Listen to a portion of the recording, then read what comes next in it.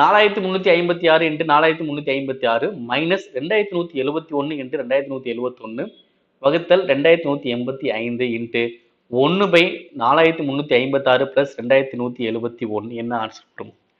Okay, ஒண்ணுமே கிடையாது. இங்க எந்தெந்த நம்பர் ரிப்பீட் ஆயிருக்குன்னு பாருங்க.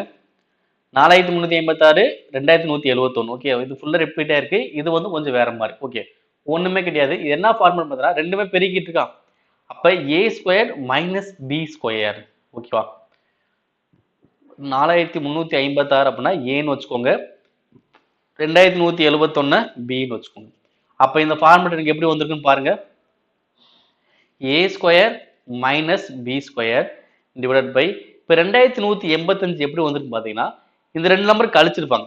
பாருங்கவே 5 8 1 2.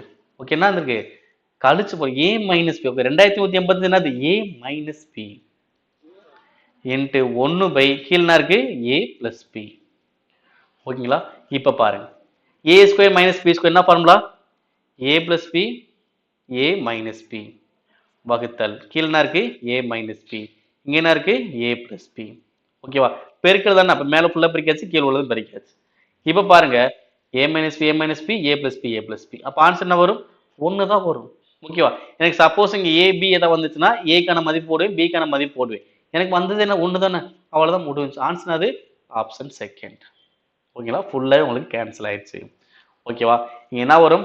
4356 பிளஸ் 2171 வரும். அடுத்து 4356 மைனஸ் 2171 வரும். ஸோ அப்போ நீங்க அடிச்சு பார்த்தா உங்களுக்கு ஆன்சர் இவ்வளோ தான் போகும்.